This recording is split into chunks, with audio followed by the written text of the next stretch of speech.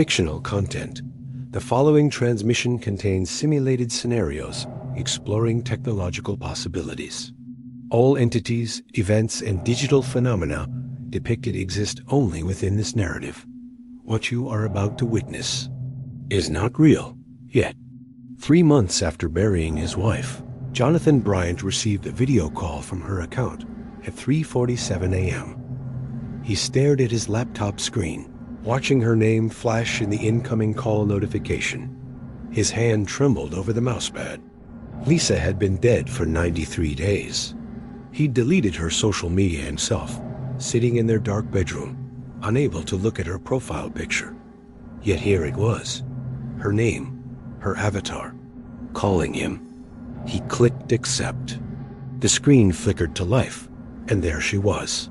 Lisa sat in darkness, her face illuminated by the cold glow of a screen he couldn't see. She looked exactly as she had 4 years ago, when they'd made those late-night video calls during his business trips. Same hairstyle. Same purple sweater he'd donated to Goodwill after the funeral. Jonathan? Her voice crackled through his speakers, distant and confused. Where are you? I've been waiting for you to pick up. Jonathan's throat constricted. He tried to speak, but only managed a strangled sound. Lisa leaned closer to her camera, squinting at him through the pixelated connection. Her eyes held no recognition of the tragedy that had ripped through his life. No acknowledgement of the cancer that had hollowed her out over 18 months. She looked at him like she had 1,000 times before, slightly annoyed that he'd kept her waiting. Can you hear me? She asked. The connection's terrible. I'm in this weird place. I don't really know where I am. He finally found his voice. Lisa, you're dead. She laughed. The sound cut through him like broken glass. What? John, that's not funny.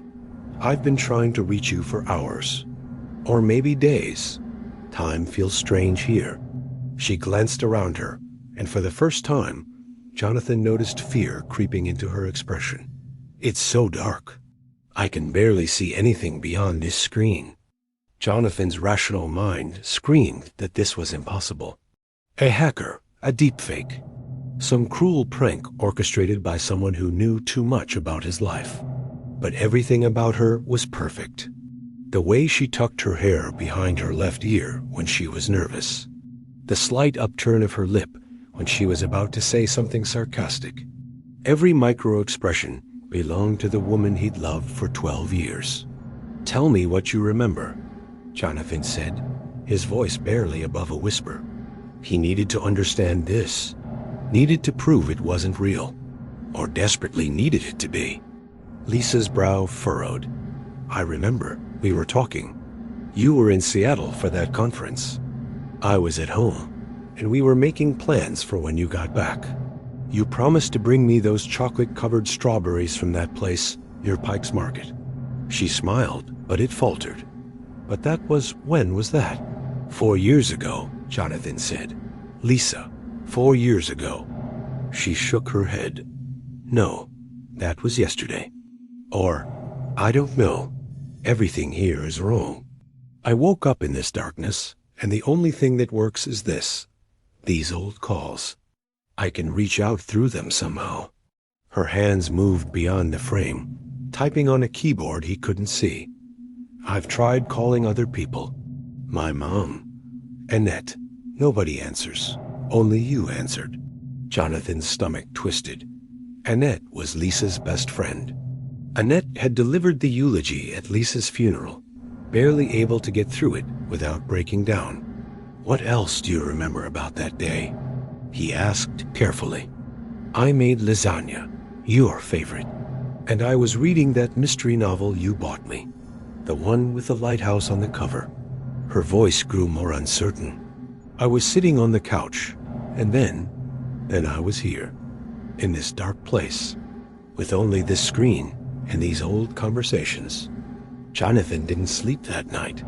He sat in front of his laptop, staring at Lisa's contact information, waiting for it to light up again.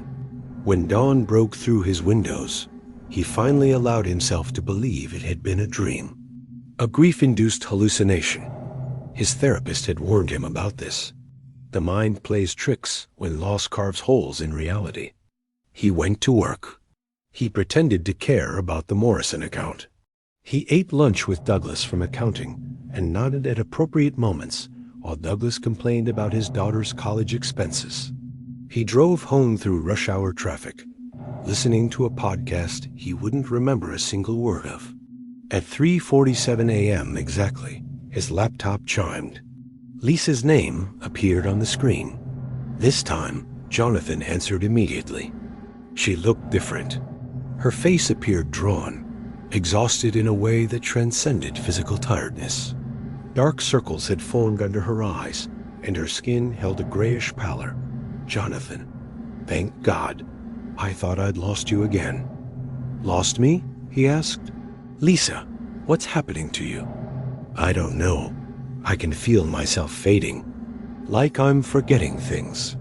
She pressed her palm against her screen, and Jonathan mirrored the gesture, his hand on his monitor. I tried to remember our wedding day. I know we got married. I can see fragments. Your face when I walked down the aisle. But I can't remember the vows. I can't remember if it rained or not. It rained, Jonathan said, tears streaming down his face. It poured. We had to move the ceremony inside the reception hall. Inside, Lisa repeated, her voice hollow. I should remember that. Why can't I remember that? She looked past her camera, into the darkness surrounding her. There's something else here with me, Jonathan. I hear it sometimes, moving in the dark, breathing. Fear shot through Jonathan's chest. What kind of breathing? Heavy, wet, like something underwater. She wrapped her arms around herself. And I hear whispers. They're saying things about you, about us. They know things, Jonathan. Things I'm starting to forget. What things? Lisa's eyes widened. She leaned closer to her camera, her face filling Jonathan's screen. They know about the accident, the one before we met. They know about the lies you told me. Her voice dropped to a whisper. They know about Lavra.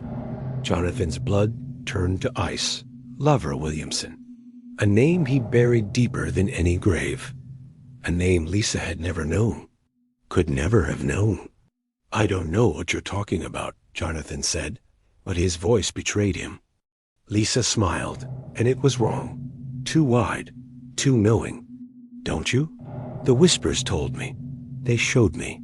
Lavra Williamson died 7 years before you met me. A car accident on Highway 89.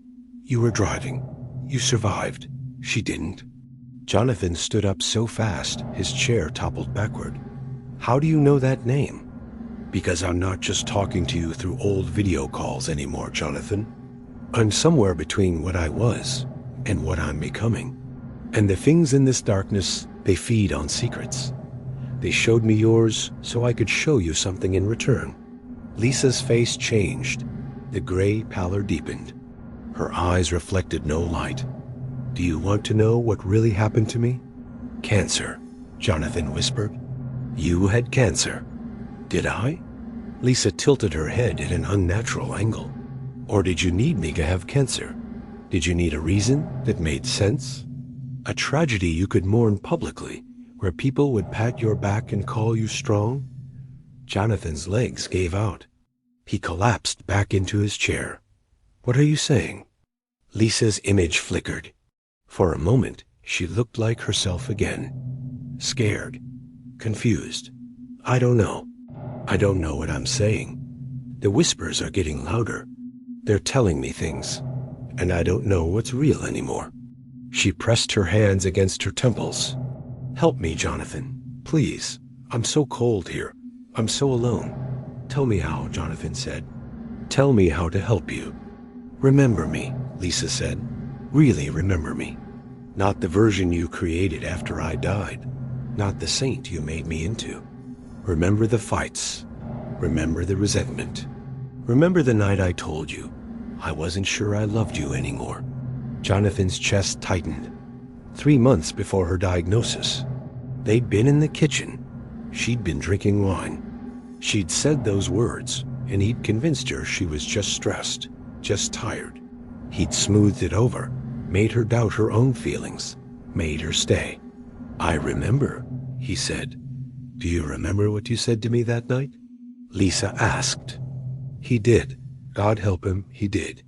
"I told you that you'd never leave me, that you needed me too much." Lisa nodded slowly. "And then I got sick. Convenient, wasn't it? How the diagnosis came right when I was planning to move out. How quickly the cancer spread. How the doctors were always so surprised by the aggressive nature of it." "No," Jonathan said.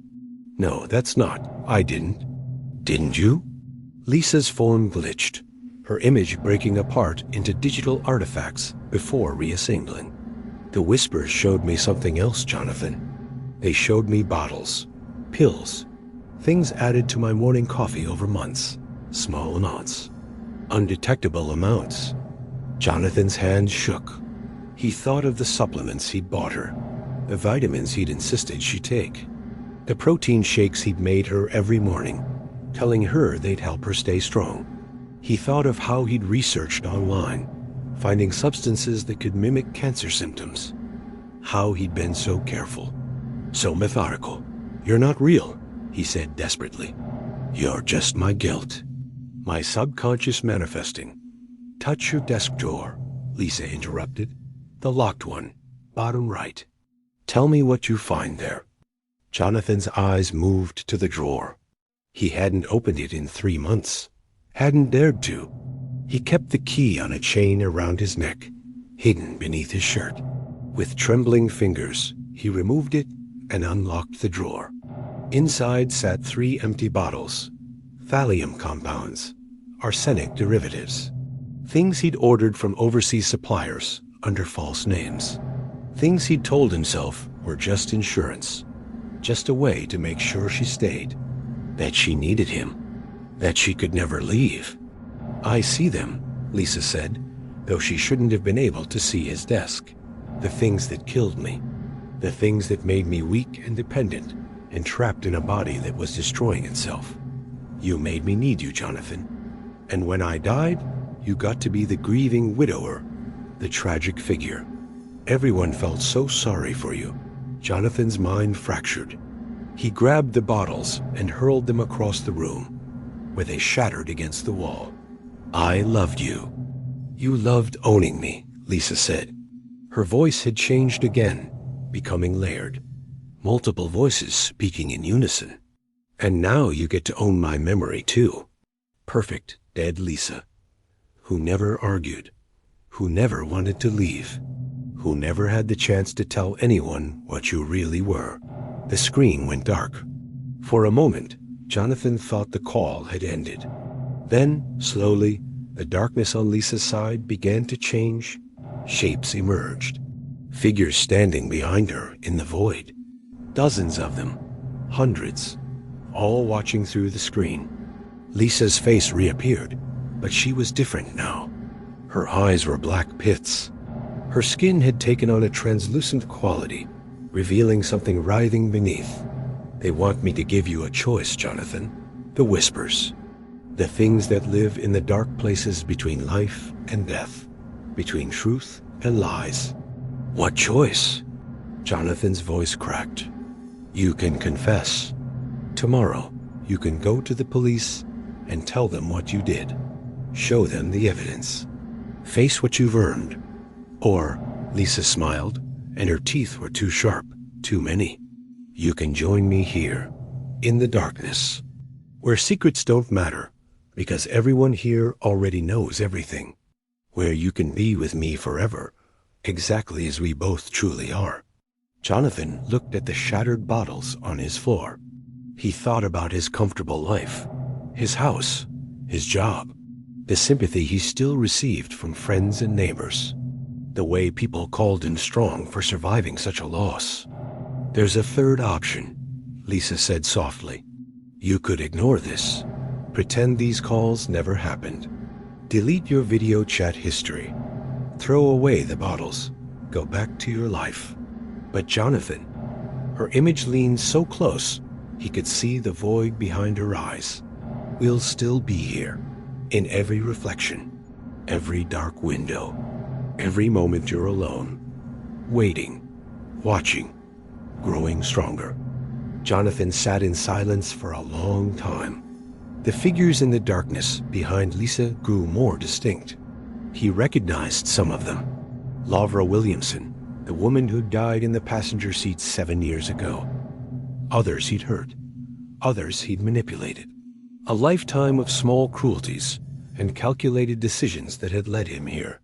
"I need time," he finally said. Lisa shook her head. "No more time. Choose now. This is the last call, Jonathan. The last connection.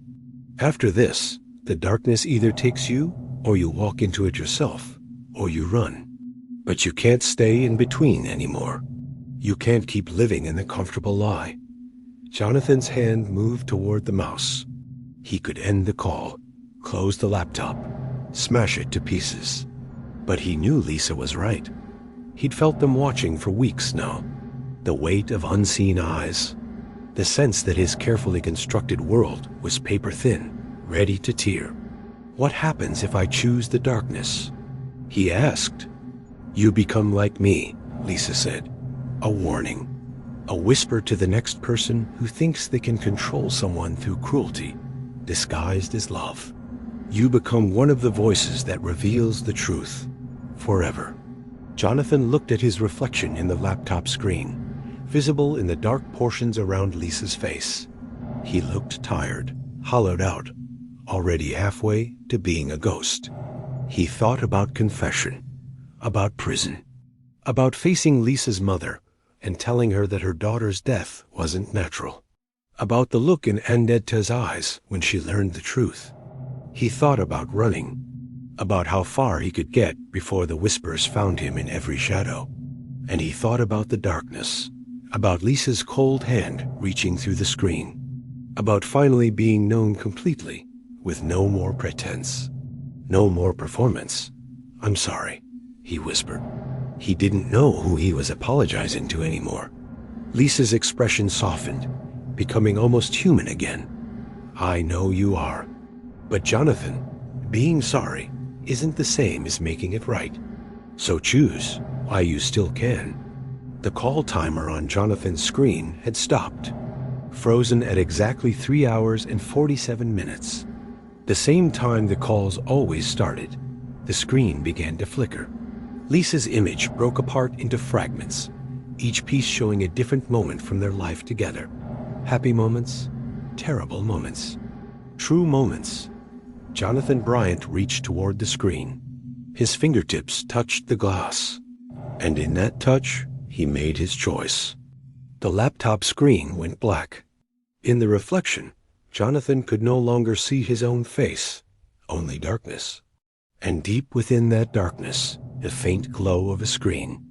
And sitting before it, a figure that might have been him, or might have been something else entirely.